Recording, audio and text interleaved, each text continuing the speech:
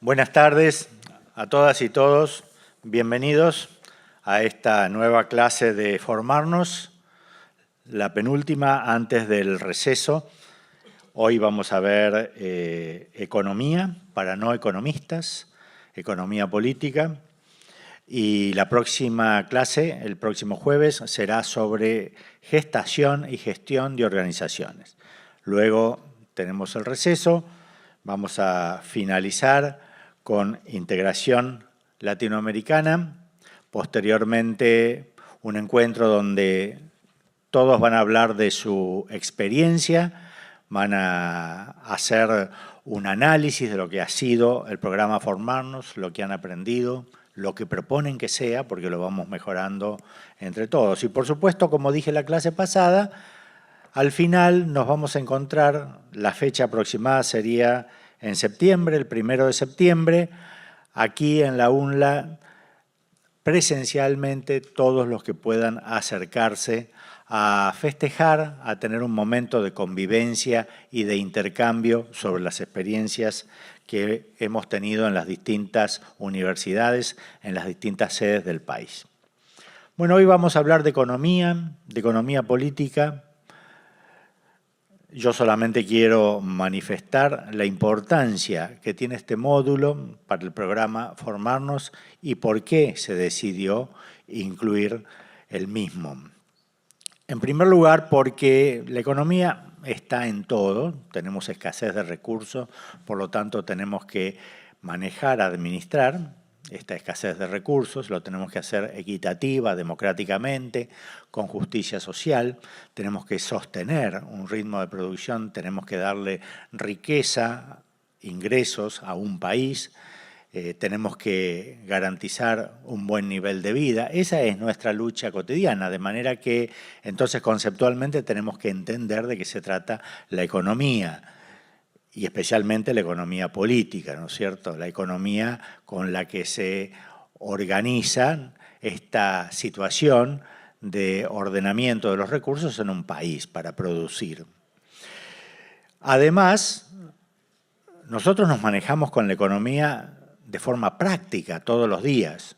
Cualquier organización a la que ustedes pertenecen genera un servicio, un producto, algo de contribución al bienestar de la comunidad, para lo cual hace falta contar con recursos. Estos recursos hay que organizarlos, hay que gestionarlos. Ahí entra a tallar la economía. En la vida cotidiana estamos hablando del aumento de precios, estamos hablando de la inflación, estamos hablando de que no está alcanzando el ingreso para hacer las compras que estábamos acostumbrados a hacer, que considerábamos justas, en el supermercado, en el almacén de la esquina. Y entonces vemos que tiene que ver con nuestro buen nivel de consumo o con un nivel de consumo que no consideramos aceptable. Esto de tener que ajustarse el cinturón. La economía tiene que ver con el trabajo. Nosotros todos los días nos dirigimos a algún lugar o en nuestra propia casa a producir bienes o servicios que, por otra parte, se ofrecen al conjunto de la sociedad, ¿no? Maquinarias, automotores, granos, carne, leche, buena salud, buena educación, seguridad, servicios y bienes, ¿no? Y en función de eso, nuestra permanencia, nuestra presencia en la sociedad tiene que ver con nuestra producción. Somos un granito en este proceso de la economía política, no poco importante, para lo cual nos preparamos, nos formamos, o sea que para la economía nosotros estamos formándonos también permanentemente, aunque no seamos economistas. Nuestra formación para el trabajo es eso, ¿no es cierto? Y con este trabajo a su vez obtenemos ingreso y con ese ingreso tenemos que decidir qué hacer, ¿no es cierto? Si existen posibilidades, uno organiza el gasto, el consumo, decide que a fin de mes va a destinar parte de eso para el ahorro o lo va a destinar para invertirlo en la infraestructura, en la casa, en la fábrica, en la pequeña empresa, en el negocio que tengamos, ¿no? Fíjense ustedes cómo está la economía entonces atravesando la vida cotidiana de cada uno de ustedes, atravesando la vida de cada una de las organizaciones a las que ustedes pertenecen y obviamente atravesando la vida del país. De modo que entonces no podíamos dejar de tener un módulo que por otra parte sea entendible. Tenemos un profesor que es un lujo en nuestra universidad, que tiene una gran capacidad pedagógica, porque ustedes saben que a veces estamos recibiendo conceptos de economía o estamos teniendo alguna clase de economía y no se entiende. Alguien dijo por allí, si no se entiende lo que te está diciendo un economista, es que te está por jorobar, es que no quiere que lo entiendas, porque va a ser algo que va en contra tuyo. Bueno, hoy día vamos a tener la exposición de un economista que juega a favor de ustedes, a favor de la población y por lo tanto va a hablar muy clarito.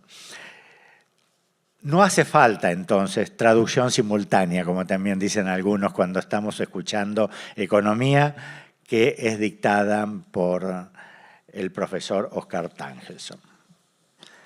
Oscar es pionero en esta casa, es fundador de la Universidad Nacional de Lanús, es licenciado en Economía Política por la Universidad Nacional de Buenos Aires. Durante muchos años fue director del Departamento de Desarrollo Productivo y Tecnológico. Actualmente se desempeña como director del Instituto de Producción, Economía y Trabajo, un instituto de investigación y producción de servicios, de cooperación de nuestra universidad. Fue secretario de Política Económica y secretario de Empleo del Ministerio de Economía y Producción de la Nación. Antes había sido también, acá no lo dicen, pero yo lo voy a mencionar porque yo lo conocí hace muchos años cuando se hacía un esfuerzo muy grande por generar mejores condiciones de trabajo.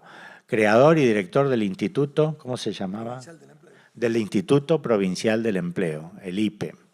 Y ahí lo conocí, aprendí mucho de Oscar en esta oportunidad.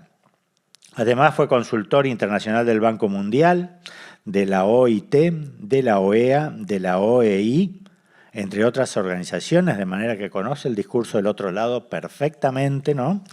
Y, por supuesto, estas organizaciones tienen de todo, tienen buenos y malos, como todas las organizaciones, ¿no es cierto? Así que pudo aprovechar lo que le ofrecieron los buenos y saber defenderse y criticar a los malos, para decirlo con excesiva sencillez. Durante varios años, en la primera etapa, durante el gobierno de Néstor Kirchner, Oscar fue viceministro de Economía de la Nación. Así que aprovechémoslo, disfrutémoslo. Me acaba de comentar además que tenía que resolver un problema de salud, una intervención quirúrgica, y la aplazó una semana para estar en esta clase. Por esto y por lo que vamos a recibir, les pido un aplauso para Oscar. Te dejo. Bueno, muy buenas tardes a todos, a todas, a quienes están aquí, a quienes están lejos.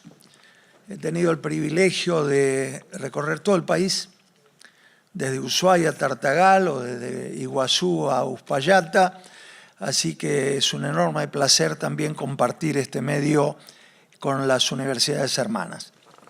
Y vamos a tratar el tema económico desde una perspectiva distinta. Normalmente el tratamiento de la economía se hace con contenidos teóricos acerca de factores aislados. Se analiza el comportamiento del consumo, el comportamiento de la inversión, el comportamiento de distintos elementos que hacen a la economía, pero creo que es indispensable, particularmente para quienes tienen responsabilidad de gestión pública o social, el tener una visión integradora del fenómeno económico. En realidad la economía es una disciplina muy sencilla. Tiene que contestar solo 3 preguntas. ¿Qué producir? ¿Cómo producir? ¿Y para quién producir?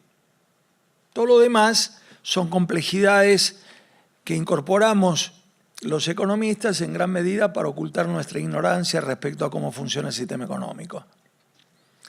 Y el otro punto importante en este marco es comprender que los problemas económicos no tienen solución económica. Los problemas económicos tienen solución económica, social, política, cultural, tecnológica, antropológica, ética. Es una cosa mucho más compleja. Esta simplificación mecanicista que hemos hecho, en la que decimos quiero parar la inflación, aumento la tasa de interés, es un mecanismo realmente improcedente. Porque la economía es mucho más compleja que eso, en términos del conjunto de factores que actúan. Entonces, lo que vamos a ver hoy, considerando el tiempo del que disponemos, pero quienes tienen el documento van a poder profundizarlo, van a ser de algún modo dos momentos. El primero, el presentar cómo está integrado el sistema económico, y el segundo, que me parece interesante, y en la publicación que ustedes tienen a su cargo, por ahí en la página 23, figura el debate acerca del proyecto nacional. Es decir, qué debiéramos discutir en esta variada dimensión, no solamente los elementos económicos, los elementos territoriales, los elementos organizativos, los elementos políticos, que nos permiten concebir un perfil de desarrollo para el país, para cada provincia, para cada región. Porque si hay otra conclusión a la que me permitió llegar esa experiencia de la que mencionaba recién Nerio, es que no hay un modelo. Esta idea de que es posible aplicar irrestrictamente un modelo a cualquier situación es una simplificación peligrosa. Sí, claro que sí. El punto fundamental es que la construcción de un proyecto de desarrollo económico, como insisto, en un país, en una provincia, en una región, tiene que tomar en cuenta cuál es el conjunto de factores que permiten ese desarrollo. No es idéntico en todos los sitios y por lo tanto tenemos que repasar cuáles son los elementos que integran un sistema económico. En ese caso, como ustedes verán en el esquema que hemos presentado, el sistema económico parte de un hecho. Hacia 1989, después de la caída del muro de Berlín, se había producido un fenómeno muy importante. Muchos de los países, de los habitantes de los países circundantes a Europa Occidental migraban. Particularmente, por ejemplo, en el caso de Albania, migraba una cantidad de albaneses y le ocurría lo mismo que ahora le pasa a una parte importante de los sirios, los libaneses o los africanos, que cruzaban el Mediterráneo con la esperanza de encontrar un lugar de vida y de trabajo. Y resulta que lo que se encontraban eran con Lampedusa, los lugares de hacinamiento de los refugiados, etcétera, etcétera. En ese caso, Italia hizo una cosa interesante, dijo, ¿por qué no proponemos el desarrollo de Albania? Y de ese modo la gente queda radicada en su país, lo que parece razonable. Y resolvieron armar un equipo de 6 o 7 profesionales de distintos países con experiencia y tuve el privilegio de que me invitaran a formar parte de él. El hecho es que cuando encaré la idea de cuál es el proyecto de desarrollo para Albania, la primera pregunta que me surgió, ¿y cómo demonios es Albania? No tenía la menor idea. ¿Cómo es Albania? ¿Alguno de ustedes sabe cómo es Albania? Bueno, a mí me pasaba lo mismo. Razón por la cual lo primero que me pregunté es, ¿de qué factores depende que podamos propiciar un modelo de desarrollo en un país, en una provincia o en una región? Y es ahí donde comienzan a aparecer los elementos que configuran el sistema económico. Para responder a qué producir, cómo producir y para quién producir. La primera pregunta que tenemos que hacernos cualquiera que tengamos una responsabilidad de gestión, es decir, ¿con qué cuento? ¿Cuáles son los elementos a mi disposición como para que podamos propiciar un determinado tipo de desarrollo? El primer elemento que me parece importante analizar es esto que llamamos factores de la producción. ¿Con qué cuenta un país, una provincia, una región para poder encarar un proceso de desarrollo? Primero que tenemos acá es recursos naturales, naturalmente. ¿Y qué debemos saber? En la gran medida todos ustedes tienen un volumen de información importante respecto a estos elementos. El asunto es retomar esa base de información que tenemos y aplicarla. Primer elemento de recursos naturales, ¿de qué tamaño de país hablamos? ¿Es lo mismo China que Mónaco? ¿O Canadá que Luxemburgo? No, es otra dimensión. Por lo tanto, mi expectativa de desarrollo es totalmente diferente. ¿Dónde está ubicado? ¿Es lo mismo un programa de turismo en Austria, que está en medio de Europa, que Argentina, en que la distancia en avión implica un costo adicional? ¿Es lo mismo una región en la que tengo posibilidades de acceso a una en que realmente es muy difícil llegar? Naturalmente que los proyectos tienen distintas posibilidades. Y como eso, una cantidad de cosas. ¿Qué características tiene el suelo? ¿Podemos producir lo mismo en la pampa húmeda que en la puna de Atacama? Y claro que no.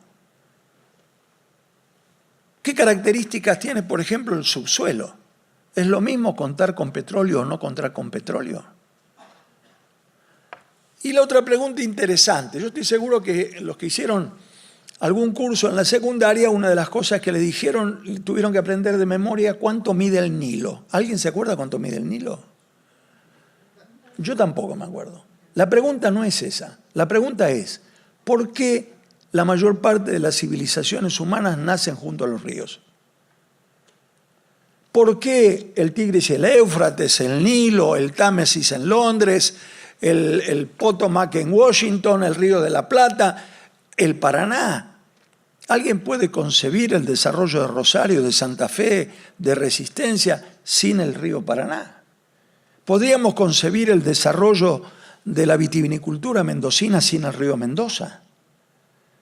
Entonces, la existencia de agua potable, de agua para riego, la creación de una legislación que haga determinado uso de esos recursos, el transporte, la energía que genera, son todos elementos que están asociados a la hidrografía. Y lo mismo nos pasa con la orografía.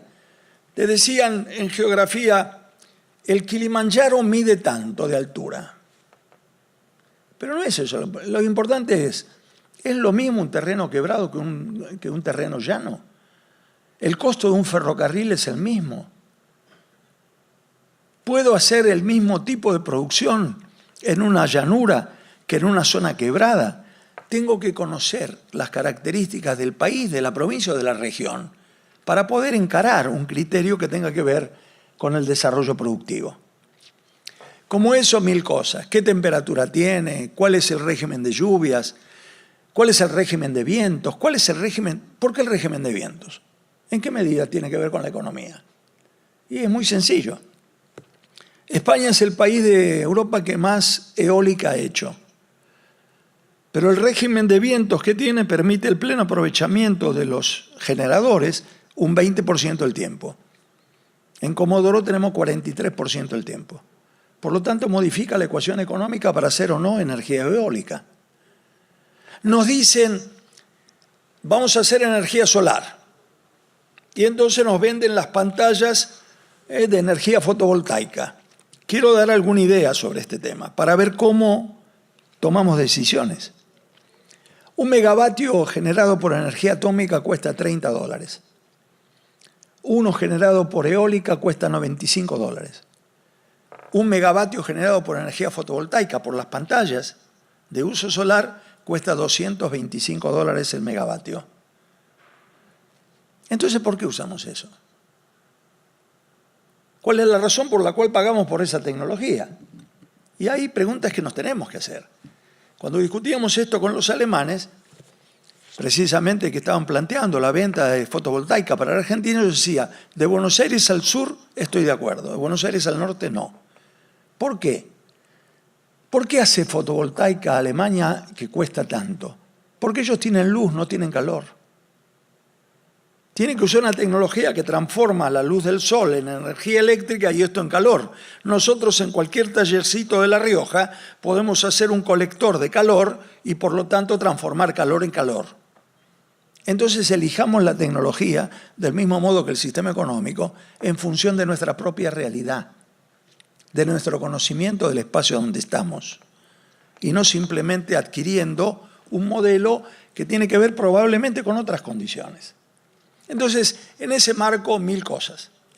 Las condiciones edafológicas, cuál es la composición del suelo. Hay una cantidad de información que no brinda la economía, que brindan otras disciplinas, pero nos permiten evaluar económicamente la potencialidad de desarrollo de una región. Necesitamos conocerlo. En muchos casos repetimos casi por imitación proyectos de otros sitios sin considerar si las condiciones en que lo estamos haciendo efectivamente lo hacen posible ese desarrollo. Ese es un primer elemento, los recursos naturales. Este es un debate central. Fíjense, usamos petróleo hace 120 años más o menos y tiene sustitutos. Pero el siglo XX conoció 20 guerras determinadas por la posesión del petróleo. El desembarco en Suez del 56, la guerra del Golfo, Afganistán, Libia, Irak, Irán, todo eso tiene olor a petróleo. El agua la usamos hace 3 millones de años y no tiene sustituto. Si por el petróleo fueron capaces de hacer lo que han hecho, ¿qué serán capaces de hacer con el agua? ¿Por qué nos interesa tanto el acuífero guaraní? Porque es una parte importante de las reservas de agua potable del mundo y está en nuestro territorio. Entonces, cuando concebimos con qué contamos y qué debemos defender como sociedad, tenemos que incluir la existencia de ese tipo de recursos. Y la última que me parece interesante en este marco, los recursos son un hecho que cambia con el tiempo. Fíjense, en Bolivia se producía estaño. La familia Patiño, que era dueña de las minas de estaño, era una de las familias más ricas del mundo. Cuando el estaño dejó de ser un elemento para la soldadura eléctrica, dejó de tener valor. En el siglo XIX, Perú y Chile tuvieron una guerra. Perú perdió parte de su territorio, Bolivia la salida al mar, un problema no resuelto en la agenda latinoamericana. ¿Qué peleaban? Por el salitre. ¿Saben cómo se llamó? La guerra del salitre y la guerra de los 10 centavos. ¿Por qué los 10 centavos? Porque en el mismo momento que se estaba produciendo la guerra por el salitre, en Suecia Nobel estaba inventando la dinamita, que era mucho más eficaz que el salitre con pólvora. Por lo tanto, esos salitres por los que se produjo una guerra dejó de tener valor. Y paradoja de la tecnología, hoy ha vuelto a tener valor. ¿Por qué? Porque es el litio. Son sales de litio y por lo tanto la base para la producción de las baterías de los teléfonos. Las reservas del mundo en Bolivia, Chile y Argentina son virtualmente el 30%, está radicada allí. Quiere decir que cuando hablamos de recursos tenemos que ponernos en el contexto tecnológico en que se puede utilizar. No son de hoy para siempre. Va a haber variaciones en la concepción y en el valor económico de esos recursos. El segundo factor importante en el desarrollo de un país, naturalmente, es el factor humano. ¿Qué población? ¿Es lo mismo 1.300 millones de chinos que 4 millones de uruguayos? Y no. Salvo jugando al fútbol, en el resto no. Y ahí hay también políticas. Hay políticas poblacionales. Nosotros decimos en la Argentina, para nosotros, para nuestros hijos y para todos los hombres del mundo de buena voluntad que quieran habitar el suelo argentino. Y Alberdi dijo, gobernar es poblar. ¿Qué significa? Política poblacional. Este era un espacio vacío y se llenaba con migración intercontinental. Fíjense de qué estamos hablando. Migraciones, con todo lo que implica. Los procesos de desplazamiento de población a lo largo del mundo, los conflictos que genera, nuestra propia incapacidad de comprender el valor que tiene la migración de los países hermanos. Cuando somos realmente un país con un fuerte contenido migratorio. Esas políticas que se aplicaron entonces determinaron que en el tercer censo de población del país, el 30% de quienes vivían en Argentina eran extranjeros y de la ciudad de Buenos Aires el 50%. Hubo políticas tendientes a eso, pero también hay las vinculadas con educación. ¿Qué hacemos con el proceso educativo y por qué es importante? Argentina no puede competir por bajo costo de mano de obra. No podemos competir con Malasia, con Vietnam, con Indonesia, con China o con India. La única forma que tiene Argentina de competir es por el nivel de calificación de nuestra gente. Por eso la educación no es solo un elemento de inclusión, es un elemento de construcción estratégica del desarrollo de la Argentina de largo plazo. Es el motivo por el cual nos preocupa tanto el que no comprendamos la trascendencia que tiene el proceso educativo. Tiene que ver con la formación de todos nuestros trabajadores, nuestros técnicos, nuestros profesionales, nuestros científicos, tendientes a darle una capacidad competitiva a la Argentina de largo plazo, que no se sustenta en bajar el costo del salario. Eso es contradictorio. Un elemento interesante en esto, fíjense, hay cosas que están ocurriendo en el mundo y que son significativas en este sentido. ¿Ustedes recuerdan que China había generado una política por la cual un matrimonio no podía tener más que un hijo? Porque estaban preocupados por la presión poblacional, y es lógico, 1.300 millones es un numerito. Ahora se dieron cuenta de una cosa, que es álgebra básica. Si una pareja tiene un hijo, la próxima generación será la mitad de la actual. E India no tiene restricciones. Entonces los chinos han dicho, un momentito, en 50 años India tendrá mucho más habitantes que China. Entonces hay una política predeterminada y están flexibilizando los criterios. Entonces hay una serie de elementos que hacen a políticas que parecen alejadas de la economía, pero que condicionan el desarrollo económico. Las políticas de salud. Es lo mismo contar con una población sana que contar con una población que está sumida en epidemias. Lesseps hizo el canal de Suez en Egipto y no pudo hacer el de Panamá. ¿Cuál fue la diferencia? Paludismo. Simplemente condiciones de salud. Tecnológicamente era la misma situación, pero fue posible en Egipto y no fue posible en Panamá. Como esto también, 1000 factores que caracterizan el factor humano de un pueblo, que nos llevaría mucho tiempo el poder explicitar caso por caso, pero lo que me parece importante que perciban es el significado que tiene estos elementos, estos factores de la producción como condicionante del desarrollo económico.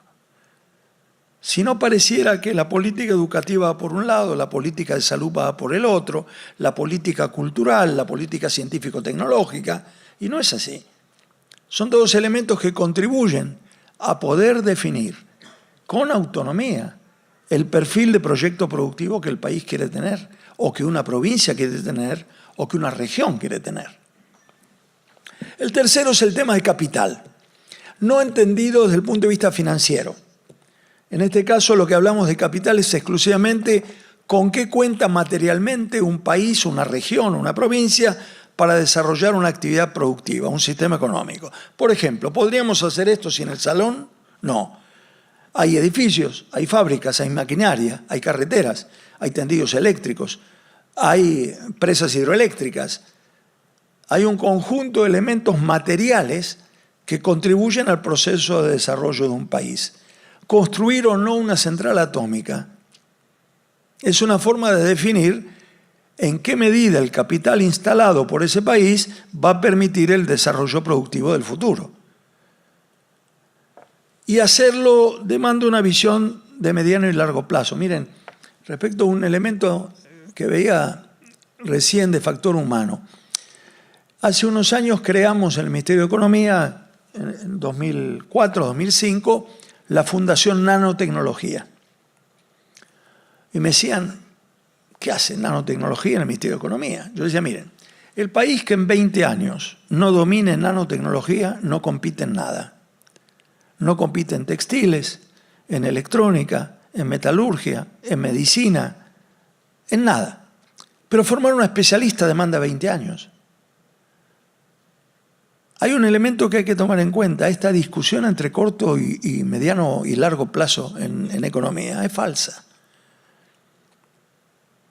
Todas las decisiones, y ustedes como gestores sociales y públicos lo saben, todas las decisiones se toman ahora. Los efectos pueden ser de corto, mediano o largo plazo, pero la decisión la tomo hoy. Si no pongo en marcha el nivel de calificación que requiero, a lo mejor el efecto no lo veo inmediatamente, pero en mediano y largo plazo va a condicionar la capacidad del país, de la provincia o de la región para hacer frente a los desafíos del crecimiento. Bueno, este conjunto de elementos, estos factores de la producción, están de algún modo articulados por una cierta tecnología. Tengo que elegir la tecnología que resulta conveniente. Segundo componente, estos factores se integran en sectores de la producción. ¿Qué sectores tenemos? Primario, secundario y terciario, como dice acá. Primario, el extractivo, agricultura, ganadería, pesca, minería, forestación. El segundo es el de la industria de transformación. Convierto esas materias primas, le incorporo valor y por lo tanto genero del mineral de hierro la chapa de acero, la heladera o el automóvil. Y el tercero, el de los servicios, que van desde las cosas más elementales, del kiosco de la esquina, hasta los grandes sistemas bancarios, hasta el transporte, la educación, la salud, en los que hay involucrada una parte importante de la actividad de un país y a la que dedica esos factores.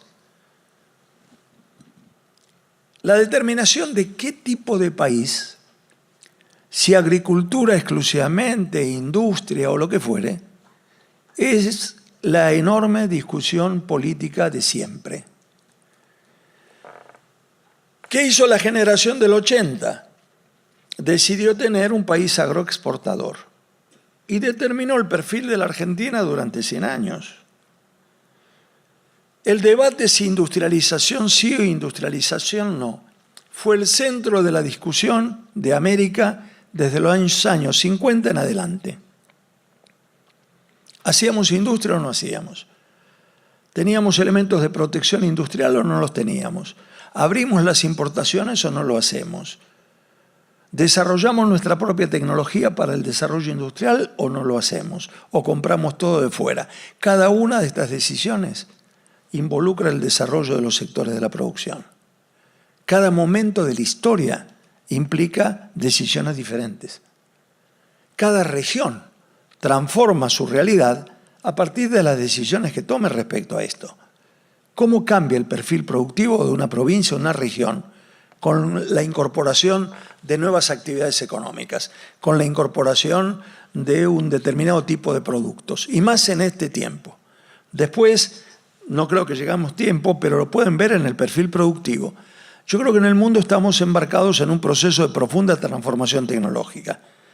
Y lo que quiero después es resaltar qué decisiones debemos tomar hoy para poder hacer frente a ese desafío. ¿Somos solamente un país que va a generar exportación de bienes naturales o le vamos a incorporar valor? Gran debate en todos los momentos de nuestra historia. Nos costó una guerra civil, igual que en Estados Unidos. Fíjense, ellos tuvieron la guerra de secesión, el norte contra el sur. ¿Qué fue? La discusión del norte industrial contra el sur agrícola que quería seguir mandando fibra de algodón a las fábricas textiles inglesas. Tuvieron 1 millón de muertos para discutir un modelo hegemónico de país. Nosotros tuvimos una confrontación. La diferencia con ellos es que expandieron la frontera agrícola, mandaron al coronel Custer a la conquista del oeste y nosotros mandamos al general Roca a la conquista del desierto. Los dos con el mismo método, exterminio de la población original. Con dos diferencias. Detrás del ejército de Custer venían los pioneros y dividieron la tierra y por lo tanto generaron las bases de una democracia económica o sustento de democracia política. Detrás del ejército, en nuestro caso, no venía nadie. Se asignaban las tierras en función de dos factores. Uno, el de la relación con la fuerza expedicionaria. Y el segundo, que no lo decimos mucho, ¿cómo se financió la campaña del desierto? ¿Por qué cuesta? Hay una cosa bien interesante. Una parte importante del financiamiento fue mediante la emisión de bonos en la Bolsa de Londres. Y la garantía de esos bonos eran las tierras a conquistar. Cuando terminó la campaña, vinieron los bondholders, es decir, los tenedores de bonos, y nos dijeron, acá dice que a mí me corresponden 5.000 hectáreas. ¿Dónde están? Si suena conocido el que pongamos como garantía de los bonos los recursos naturales, ahí tenemos una idea de cuál es el origen. Y una cosa interesante, particularmente, no tanto para la gente del interior, sino para los porteños, ¿cómo decimos colectivo en lunfardo? Bondi. ¿Qué es bondi? ¿Por qué decimos bondi? Bond, bono en inglés. Se construyó con préstamos del exterior. Por lo menos construyeron los colectivos. No nos endeudamos simplemente para endeudarnos. Hubo un proceso de endeudamiento con un propósito. Pero en el otro caso, colocamos detrás de los bonos la garantía de las tierras a conquistar y efectivamente sí ocurrió. Lamentablemente, parece que no sacamos enseñanzas de la experiencia histórica. Y yo creo que estas son las cosas en las que tenemos que discutir. Bueno, no voy a extenderme más porque me entusiasmo y nos pasamos varias horas acá y no es el caso. Segundo elemento, bueno, ahí tenemos los bienes y servicios que se producen como consecuencia de la actividad económica.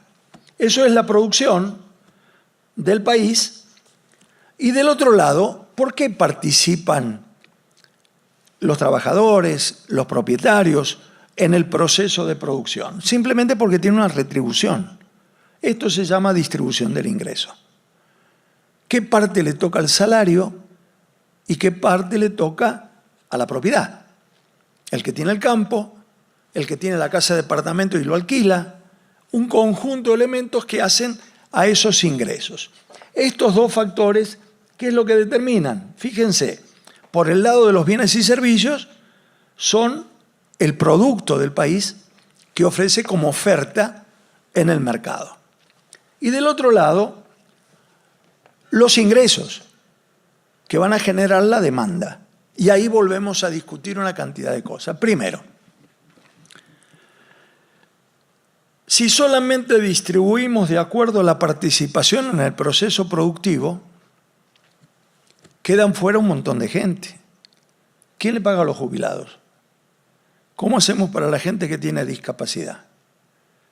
¿Qué es lo que ocurre con un conjunto de integrantes de esta sociedad que no accede al proceso de producción y de trabajo? Por lo tanto, ahí viene un fenómeno muy importante y es el rol del Estado.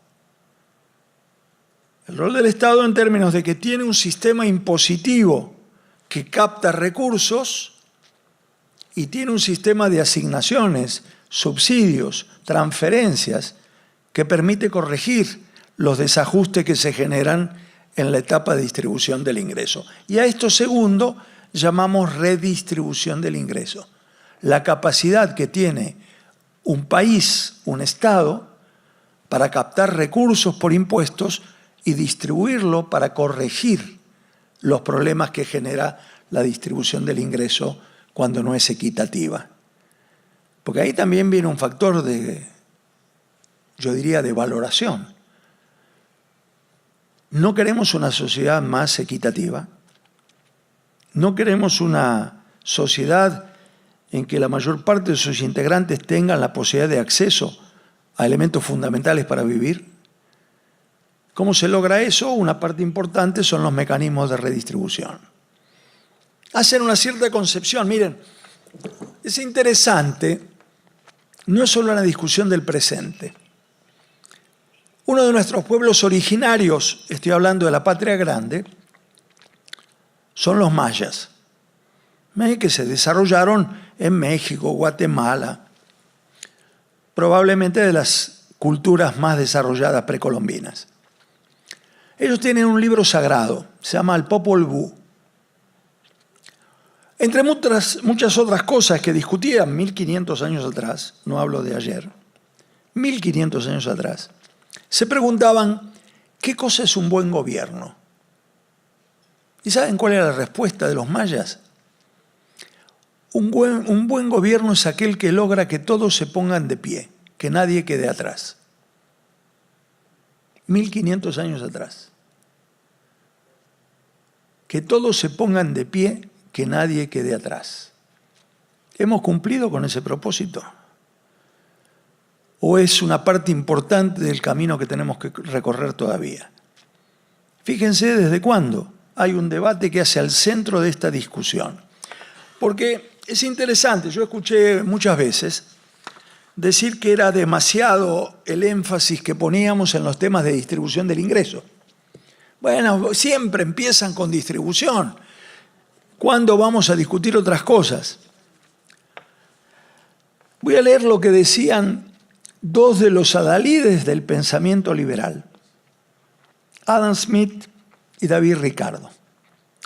Y el por qué me parece significativo que lo veamos. Fíjense, Adam Smith, los economistas decimos que la economía nace con él, con su primer trabajo, que sintéticamente se llamó La riqueza de las naciones, el libro de Adam Smith, escrito hacia fines de 1700. En realidad, el nombre es un poco más complejo, dice algo así como una investigación sobre la naturaleza y causa de la riqueza de las naciones. Y acá dos cosas interesantes que hizo Adam Smith y que el liberalismo adopta como el padre creador de su filosofía. La primera tiene que ver con este concepto de riqueza de las naciones. ¿Qué dijo Adam Smith? Lo que dijo Adam Smith es: la riqueza de una nación no es el oro y la plata acumulado. La riqueza de una nación es su capacidad de producción. ¿Qué dijo en realidad hacia 1800? El poder ya dejó de ser España, ahora es Inglaterra. Porque España estaba basado en el oro y la plata que venía de América. No entendió la dirigencia política, económica, social, académica de la época, que había que cambiar, había que ir hacia un modelo de otra naturaleza. Y lo que ocurrió con esa decisión de seguir acumulando oro y plata y no producción, es que España dejó de ser la primer potencia del mundo y en 250 años de declinación se convirtió en uno de los países pobres de Europa. Porque la dirigencia de su época no estuvo a la altura de la comprensión de cuál era el desafío de su tiempo. Entonces hay un primer elemento interesante que nos incorpora Adam Smith. No es las divisas, es la producción, es el trabajo. Y un elemento adicional que va a poner nerviosos a muchos, porque él dice, ciertamente no se puede valorar como feliz y próspera una sociedad donde la mayoría de sus miembros están reducidos a la pobreza y la miseria. Lo justo, no obstante, exige que aquellos que alimentan, visten y dan hogar a todo el cuerpo de la nación tengan en el producto de su propio trabajo una parte suficiente para poder alimentarse, vestirse y encontrar vivienda. Pareciera que lo estamos discutiendo ahora. Y otro de los adalides de esa época, David Ricardo, que hizo una importante obra, Principios de Economía Política, decía: El principal problema de la economía política es determinar las leyes que regulan la distribución. Debate en el que estamos insertos otra vez en nuestro tiempo. ¿Es la distribución? ¿Es el mercado interno? ¿Es la capacidad de demanda? ¿Qué es lo que realmente mueve a la economía de un país? Y este es el debate que tenemos en este tiempo, en todos los tiempos en que esto se discute. Y una parte significativa es la equidad con que distribuimos los frutos del esfuerzo del conjunto de los integrantes de la sociedad. Cómo aplicamos un sistema impositivo, cómo generamos asignaciones, como la asignación universal por hijo, para corregir los efectos que se derivan de una injusta distribución del ingreso. Acá entonces tenemos el cómo producir, el para quién y el qué. Pero adicionalmente no estamos en un tupper, estamos inmersos en una realidad compleja porque existe el resto del mundo. Una primera afirmación difícil de sostener es que Argentina forma parte del planeta. Normalmente pareciera contradictorio porque suponemos que podemos solucionar los problemas solamente pensándonos hacia adentro, pero tenemos una realidad contingente, hay un mundo en transformación. Y yo quiero dar alguna idea de la magnitud de ese cambio que se está dando. En 2002 estábamos metidos en un lío terminal en la Argentina, producto de lo que habíamos hecho desde el 76 hasta el 2001, pero en el mundo pasó un hecho extraordinario. Hace 1600 años que no ocurría. Y es que un continente a partir de entonces tiene moneda única. Esto no pasaba del Imperio Romano. La desaparición del marco alemán, del franco francés, de la lira italiana, de la peseta española, fue una profunda convulsión de las condiciones geoeconómicas y políticas del mundo. Y estamos entrando en un mundo diferente. La generación del 80 se convirtió en el granero de Inglaterra. En este momento, el 20% del producto está en Europa, el 30% en el norte de América, y el 30%, pero más del 50% de la población mundial está en Asia. Y nosotros estamos construidos mirando el Atlántico. Tenemos que recuperar los puentes bioceánicos, tenemos que procurar el desarrollo del NOA y del NEA, tenemos que procurar el paso hacia el Pacífico, tenemos que integrarnos, porque es el otro desafío de este tiempo, la integración. Argentina no se sienta con Francia a discutir política agrícola, se sienta con la Unión Europea. No nos podemos sentar solos, es un suicidio.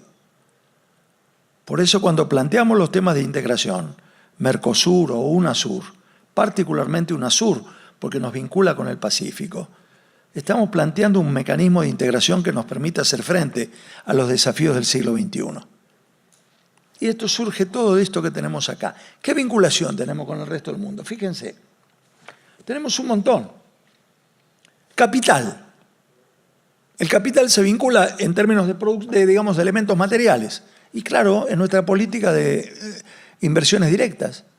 Facilitamos o dificultamos la llegada de empresas extranjeras, le hacemos cumplir las reglas que corresponden a la realidad y a los intereses del país. ¿Cómo lo hacemos? Segundo punto, factor humano, migraciones. Vaya si es un problema en este tiempo. ¿Facilitamos o no? Nuestro planteo de para nosotros, nuestros hijos y todos los hombres del mundo de buena voluntad siguen teniendo vigencia en este tiempo o estamos entrando en un proceso de discriminación. Es un país vacío. No tenemos autoridad moral para discutir la posible llegada de migrantes a la Argentina. Y además va en contra de los intereses de desarrollo del país. En términos de tecnología, otro gran fenómeno, otra discusión que tenemos. ¿Qué hacemos con la tecnología? ¿Compramos hecho o fabricamos un traje a la medida? ¿Hacemos ARSAT o no lo hacemos? ¿Construimos plantas atómicas o no lo hacemos? ¿Por qué somos capaces de hacerlo? ¿Por qué fuimos capaces de vender un reactor nuclear experimental a Australia, compitiendo con Francia y con Canadá? Porque de 1920 la Universidad de La Plata tiene una escuela de física. En el año 1925 vino Albert Einstein a discutir con sus iguales. Los teníamos acá. ¿Los continuamos estimulando? A los científicos, a los técnicos, a los trabajadores innovadores, o por el contrario, estamos pensando que son vagos y no trabajan. ¿Con qué criterio construimos nuestro potencial en términos de la calidad de nuestra gente? El otro tema, desde luego, importaciones y exportaciones. Ahí hay toda una política. ¿Cuál es el comercio exterior? ¿Vendemos más de lo que compramos? ¿Bajamos el dólar? ¿Subimos el dólar? ¿Qué hacemos con todo esto? Todo esto, todas las decisiones que están alrededor de estos fenómenos responden simplemente a las tres preguntas: ¿qué, cómo y para quién? Y este es el debate de siempre de la economía. El asunto, si entendemos o suponemos que mágicamente la mano invisible va a determinar ciertas cosas que ocurran. No es así. Es una sociedad. Son los objetivos que se fija. Son los proyectos de país que construye. Son las decisiones de política que adopta en todos estos campos. Educación, ciencia, tecnología, población, uso de recursos naturales, desarrollo científico-tecnológico. Todo eso son elementos no económicos, pero definitorios para el comportamiento económico y social de un país. En ese punto, el empleo es el factor de articulación de la dimensión económica y social del país. Es el factor por el cual construimos los mecanismos más genuinos de distribución del ingreso.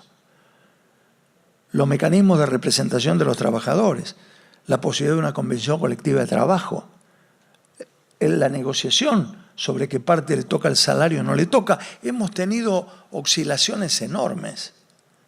Yo voy a mostrar de algún modo una cierta oscilación. No sé si alcanzan a ver bien. Esto, si vamos desde desde aquí hacia la derecha, es el aumento del producto por habitante. Abajo dice 4.000, 4.500, 5.000, etcétera, etcétera. Quiere decir que a medida que la línea se traslada desde la derecha hacia allá, hacia la derecha más, estamos en un proceso de crecimiento económico. Y hacia arriba aumenta la desigualdad, a partir de un indicador que tenemos los economistas, muy sofisticado, que se llama el índice de Gini. ¿Querés pararte y... Listo, sí. Acércatelo bien. Muchas gracias. Bueno, entonces acá ustedes ven 4.000, 4.500, 5.000, significa el Producto Bruto Interno per cápita a lo largo del tiempo. Y si voy hacia arriba, aumenta la desigualdad. Esto es interesante, es un gráfico que encontré de una investigación que me parece muy ilustrativa. Señala qué pasó en cada gobierno de la democracia. Entonces lo vemos, acá empieza Alfonsín, aumenta de algún modo la desigualdad al principio y luego cae la economía. Llegamos a la crisis del 89, al principio aumenta la producción durante la convertibilidad y de alguna manera hay una mejora en la distribución del ingreso, pero después nos fuimos al diablo. Comenzó un proceso por el cual cae la producción y aumenta la desigualdad. Y llegamos a un país con más de 20% de desempleo. El color rojo de allá arriba, como verán, es de la Rúa. Cae la producción y aumenta la desigualdad. El mejor de los mundos. Blindaje, megacanje y toda la historia que conocemos. Y se produce la crisis. Y en ese momento comienza un proceso por el cual comienza a aumentar la producción y a disminuir la desigualdad. Cosa que se continuó, como ustedes podrán ver. Acá llegó al 2013, pero esto continuó del mismo modo. Tuvimos procesos de retraso económico. Esa es la crisis de 2008, esta es la de 2011, pero en todos los casos continuó generándose un mecanismo redistributivo. ¿Y a eso cómo lo llamamos? De algunos autores que dicen, es el populismo. Convencieron a la gente que podía vivir mejor. Populismo. Voy a apelar a otro gráfico interesante. Miren, populismo. Estos son los países europeos. Lo que figura en rojo es la proporción de la desigualdad en Europa. Esto es Corea, Noruega, Dinamarca, etc. Y lo amarillo es cuánto corrigen los países europeos la injusta distribución del ingreso. Y por lo tanto, llegan a una distribución real, que es esas líneas en azul. Lograron disminuir la desigualdad. Acá era la marca de la desigualdad y en azul, cómo queda después de impuestos, asignaciones y subsidios. Estos países corrigen más del 30% la injusta distribución del ingreso. Todos ellos, esto es toda Europa, incluso Japón y Corea. Quiere decir que actúan, no son indiferentes ante una injusta distribución del ingreso.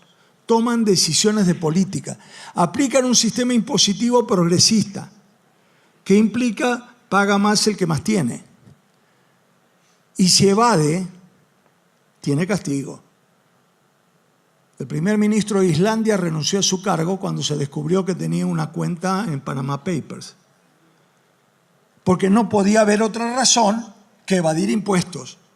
Y es jurídica y moralmente inaceptable para los países europeos que un primer ministro resuelva evadir y por lo tanto lo mande a Panamá. En cambio, fíjense, todos ellos entre 30 y 40% corrigen. ¿Qué hace América Latina? Esto es lo que hacen. Acá tenemos Brasil, Uruguay, México, Perú, Bolivia y Argentina. Tenemos una distribución más o menos como la de ellos, pero corregimos solamente el 10%, no el 40 o el 50. Entonces, ¿quién es populista? ¿Cuál es el argumento por el cual me dicen que Argentina tiene una política populista en la que virtualmente no corrige nada de la distribución del ingreso? Los populistas parecen ser otros. ¿Es populismo? Yo diría que no. Es una forma de comprender que una distribución del ingreso más equitativa contribuye al desarrollo. No es el nivel de salarios lo que impide competir. Es el nivel de calificación, de acceso a la educación y a la salud lo que hace imposible competir. Por lo tanto, tenemos que revisar muchas de estas cosas. Finalmente, para concluir esto, hemos hecho un curso abreviado de economía en 50 minutos. Espero que tengamos oportunidad de seguirlo, que ustedes lean. En la página 23 yo quiero proponerles un espacio de debate que va a formar parte, espero, de los talleres que realicen. A la luz de todo esto que hemos visto, ¿qué factores determinan la construcción de un proyecto de país, de un proyecto de provincia, de un proyecto de región? Primero que nada, una mayor información y conocimiento sobre qué cosas tenemos. ¿Cuáles son los recursos? ¿Cuáles son las condiciones físico-geológicas? ¿Cuál es el contenido del subsuelo? ¿Cuál es la potencialidad de nuestro clima? En cada provincia, en cada región son diferentes. No podemos plantear unos modelos homogéneos para cualquier lugar. Tenemos que potenciar lo que mejor tiene cada región y de ese modo construir un país mucho más eficaz en esos términos. Porque además, y esto sí no voy a tener tiempo de verlo, una de las cosas que hacemos en la universidad Es una materia que se llama Nuevos Escenarios, para ver qué está pasando en el mundo, qué transformación profunda se está produciendo, y es enorme. El mundo de la primera revolución industrial entronizó a Inglaterra. El de la segunda puso en la disputa hegemónica a Estados Unidos a partir de la producción pesada, la industria pesada. Fíjense la enorme transformación. Hasta ese año, 1880, después de 50.000 años que nosotros estamos en el mundo, la única versión que tenía el hombre sobre la electricidad era el rayo y el susto que nos producía. Todavía nos produce, ¿no? Cuando hay tormenta eléctrica, la cavernícola que tenemos adentro sigue temblando. Pero el punto es que en ese momento, por primera vez en 50.000 años, el hombre dominó el rayo. Nació la electricidad, el acero, el motor de explosión interna, el automóvil y el avión. ¿Por qué la Constitución dice que las sesiones del Congreso son del 1 de mayo al 30 de septiembre? Y porque un delegado tucumano tardaba 2 meses en llegar en carreta, 2 meses en volver, se tenía que quedar 1 mes en casa, no se había inventado la foto todavía, había solo daguerrotipo, y hoy llega, con suerte, en 2 horas. El contexto tecnológico le cambia el tamaño del mundo. Y eso fue lo que ocurrió, y apareció el Fordismo y la producción en gran escala, y apareció el consumo masivo y la clase media. Pero resulta que estamos en medio de una tercera revolución industrial, con genética, nanotecnología, electrónica, robótica, que nos está planteando grandes disyuntivas. En ese año que tuve la oportunidad de estar en 1988, hace mucho tiempo, de esto en Berlín, no había caído el muro, en el Instituto Max Planck de Berlín, le dije a los alemanes, es un instituto que asesora al gobierno alemán en materia de política tecnológica. Le digo, ustedes van a robotizar. Me dice, todos, Carl, si no, no podemos competir con Japón y Estados Unidos en esa época. Digo, bueno, los robots son fenómenos, trabajan todo el tiempo, no eligen delegados, no piden aumento de sueldo. Tienen un problema, no consumen. ¿Cómo cierra este modelo? Y es el debate que mantenemos hoy. ¿Es posible un proceso de desarrollo económico si restringimos la capacidad de acceso al consumo de una parte importante de la población? No hay ninguna lógica económica que lo sustente. Son solo fantasías.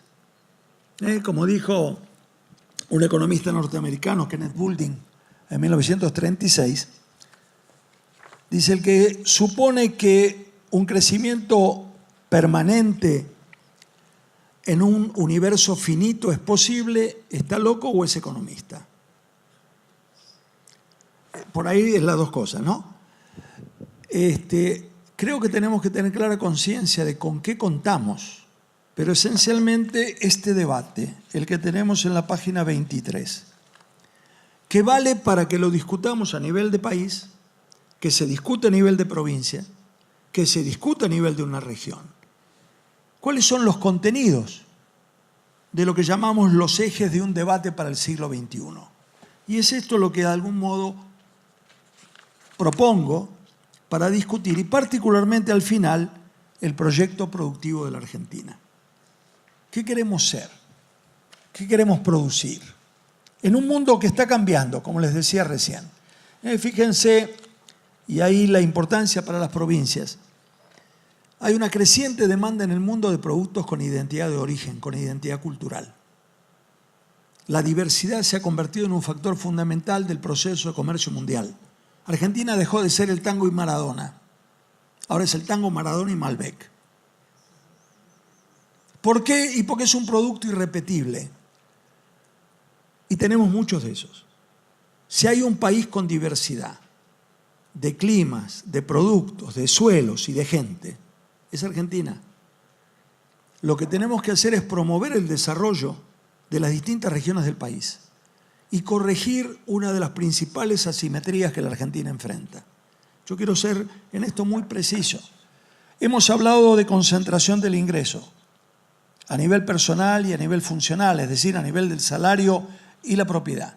Pero hay un nivel de concentración del ingreso del que no hemos hablado, y es la concentración del ingreso a nivel regional.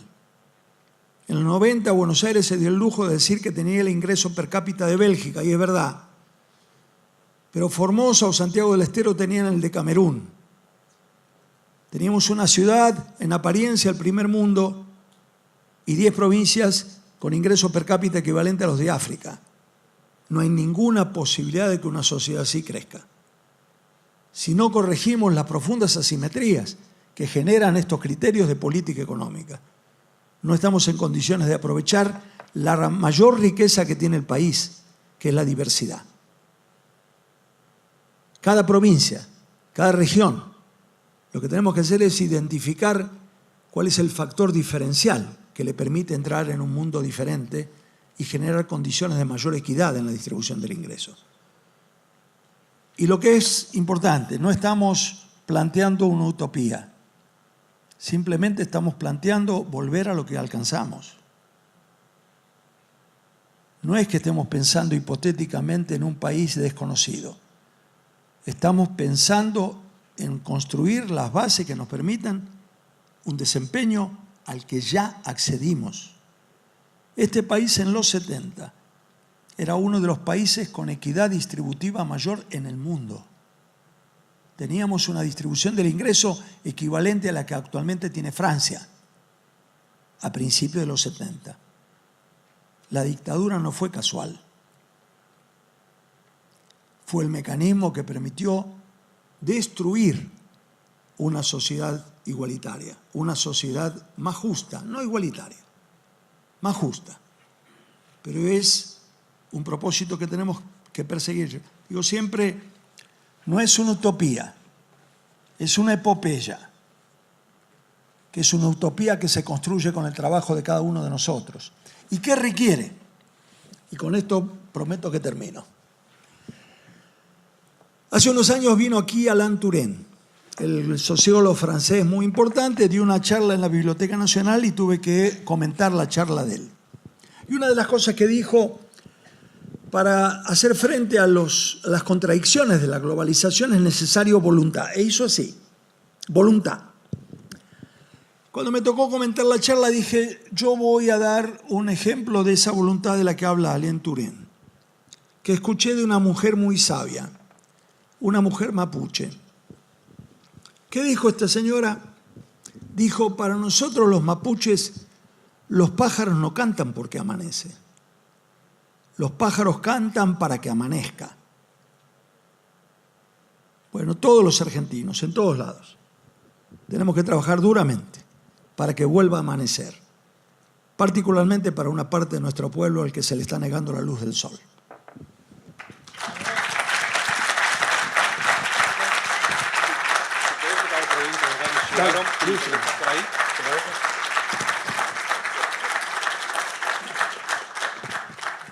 Bueno, hacemos un espacio de preguntas de varias universidades que llegaron. Bueno, empezamos con una livianita. ¿Cuál es tu opinión sobre el bono a 100 años? Si es perjudicial o si es una posibilidad de desarrollo, como dicen. Es, en el mejor de los casos, incomprensible, por varias razones. Una primera, si tuviera un propósito de inversión, uno puede justificar la deuda. Lo que no puede justificar es la deuda por sí misma. Ya pasamos esta experiencia. El primer bono que se emitió, que lo promovió Rivadavia en 1822, para construir, decía él, por lo menos tenía un propósito, el puerto de Buenos Aires y 3 ciudades entre Buenos Aires y Patagones, que nunca se construyeron. Fue por el orden de 2 millones de libras esterlinas. Terminamos pagando en 1902, 80 años después, 27 millones de libras esterlinas. El monto total de los intereses de ese préstamo, considerando que la tasa es del orden del 8%, implica a lo largo de 100 años alrededor de 20.000 millones de dólares de intereses. Ustedes analicen, si pagamos 8%, en 12 años pagamos el 96%. Quiere decir que en 12 años en intereses pagamos el total de la deuda. Nos quedan por delante 88 años para pagar 200 millones de dólares por año. Por lo tanto, vamos a tener alrededor de 20.000 millones de dólares que vamos a pagar de intereses en una deuda que no tiene un propósito de inversión, de desarrollo de infraestructura o de estímulo a la producción. Es muy difícil de comprender. Muy bien. Hay un libro de Scalabrini Ortiz también que denuncia toda el empréstito de la Baring Brothers, que recomendamos la lectura también porque es muy atinado. Y hay una muy importante historia de la deuda argentina de Norberto Galasso, que hace un análisis detallado del proceso de endeudamiento de la Argentina, que creo que es el que tomar en consideración también. Muy bien. Tenemos una pregunta desde Tierra del Fuego, desde la sede de Ushuaia, que hace referencia a tu pasado por el Ministerio de Economía, y preguntan si no hubiese sido mejor o más inteligente introducir el cepo cambiario en 2006, cuando todavía no había una fuga de capitales y cuando había récord de reserva del Banco Central. Bueno, en principio depende de las circunstancias históricas. En ese momento la pelea grande que se estaba dando tenía que ver particularmente con los organismos internacionales. Tomen en cuenta que en 2003 no firmamos el acuerdo con el Banco Mundial. Yo tenía la responsabilidad de la gestión con los organismos internacionales de financiamiento, porque nos querían imponer lo que ocurre con todos los contratos de este tipo. Cuando vas al banco y pedís un préstamo, te fijan las condiciones, te dicen lo que tenés que hacer. En estos casos es igual. Hay un documento de contrato que te fija las condiciones. Fíjense, y por eso yo hablaba de que no hay modelos exportables, que cuando encontré el documento y me negué y propuse no firmar, habían hecho un corte y pegue y todavía decía Turquía. Quiere decir que habían hecho un documento igual al que le habían hecho Turquía. Y yo decía, ¿cuáles son las similitudes? ¿En qué medida una política que tendía a esos fenómenos era razonable para el país? Y discutía fuertemente con los representantes del banco porque querían seguir imponiendo ajustes cuando Argentina había entrado en un periodo en que teníamos superávit gemelos. Tenían superávit en la balanza de pagos y superávit en el presupuesto nacional. Por lo tanto, el debate era con los organismos internacionales porque condicionan fuertemente todas las demás negociaciones. Lo que se hizo en ese momento, contemporáneamente con esta consulta que se nos hace, en 2005, fue precisamente la renegociación de la deuda. El punto crítico que teníamos radicaba en cuál era la magnitud de la deuda que Argentina enfrentaba y, por lo tanto, discutir con los tenedores privados de bonos era el punto esencial, mucho más que el que podía surgir de una relativa y escasa fuga de capitales, porque el proceso de reinversión era muy intenso. Lo que ocurrió en ese momento, que es lo que está pasando hoy, es que teníamos una gran capacidad instalada. Argentina en el 2002 no tenía un grave problema económico, tenía un grave problema financiero. La capacidad productiva estaba, las pequeñas empresas habían cubierto sus máquinas para que no se deterioraran. En cuanto recuperamos una cierta capacidad de demanda, a través de asignaciones, de salarios, de las jefes y jefas, de todo lo que hicimos, se recuperó la demanda, que es el 80% de la demanda del país. No hay que entender demasiado de economía para comprender que es el factor dinamizante más importante que tiene la recuperación de la producción y del trabajo. Entonces, uno normalmente en esos marcos tiene que fijar ciertas prioridades en el debate y en la pelea. El nuestro fue renegociación de la deuda, salir del Fondo Monetario Internacional, no del fondo, sino de verle al fondo y renegociar las condiciones con los organismos internacionales. Para dar una idea, hay publicaciones, si a alguno le interesa se la envío. En el año 2002, el programa con el Banco Mundial, el 90% de los préstamos eran préstamos de ajuste, solo un 10% para inversión. El que firmamos en 2004, porque en 2004 sí firmamos con el banco, en nuestras condiciones, El 75% de los préstamos eran préstamos de inversión. Lo mismo con el Banco Interamericano. La idea fue cómo en un proceso de transformación económica tomás criterios de prioridad para la pelea. Y entendíamos que esta era la más grande. Un dato importante. En 2003, los intereses de la deuda argentina eran el 8% del producto. Toda la inversión en educación era 4%. Lo que ocurrió a partir de la renegociación es que los intereses de la deuda pasaron a ser el 2% del producto y la educación 6,5% por ley. Eso es no solamente populismo, significa una decisión de política de dónde colocamos los ejes de la política económica y social del país, y eso es educación y salud. Tenemos dos preguntitas de aquí de la UNLA. La primera, a propósito de la renegociación posible de la deuda, es si en condiciones ideales cambia el gobierno como todos esperamos, ¿puede revocarse este acuerdo hace años? Esa es la primera. Y la segunda preguntita que tenemos, las digo las dos, es si el modelo 2003-2005 puede llamarse auténticamente un Estado keynesiano.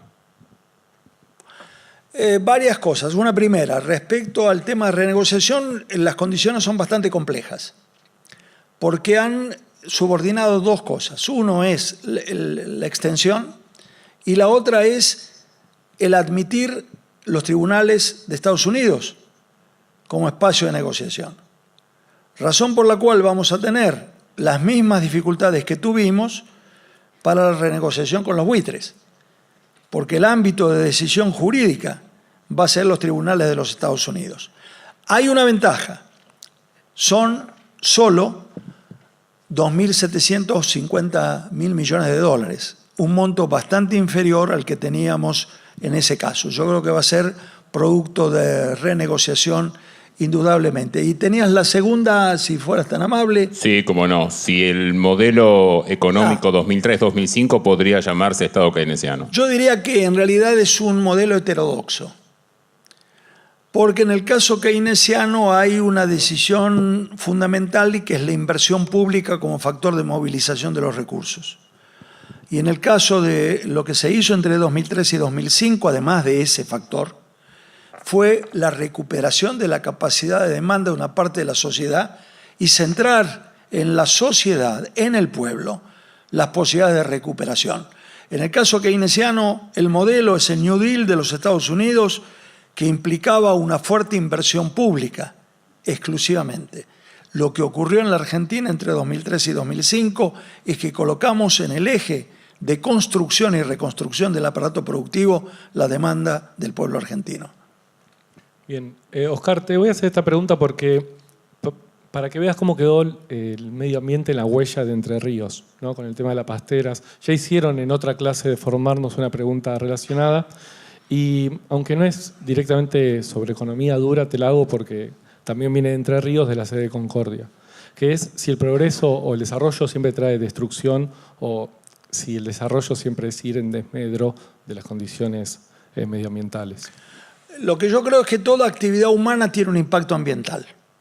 No hay ninguna, incluso el turismo tiene un impacto sobre el ambiente. Lo importante es que una sociedad se fije las reglas de juego tendientes a disminuir los impactos ambientales y tomar decisiones en qué actividad por su impacto no resultan convenientes desde el punto de vista global y cuáles por el contrario exigen un proceso de supervisión en términos de la forma en que esto se realiza, las formas de corrección de los desequilibrios ambientales que se produzcan. Creo que, como en todos los casos, efectivamente, cualquier actividad humana tiene impacto sobre el ambiente. Tenemos que fijar las reglas del juego para que esto no afecte las condiciones de desarrollo sustentable que implican necesariamente lo ambiental, porque eso también implica condiciones de vida para la población. Bien, están llegando preguntas un montón de todas las universidades. Hay una que es recurrente, que habla sobre la burbuja del endeudamiento, ¿no? o la bicicleta financiera. ¿Hasta cuándo se puede sostener un modelo basado en la bicicleta financiera, en los LEVACs y demás? Una burbuja de este tipo, particularmente una bicicleta financiera como este tipo, tiene vida corta.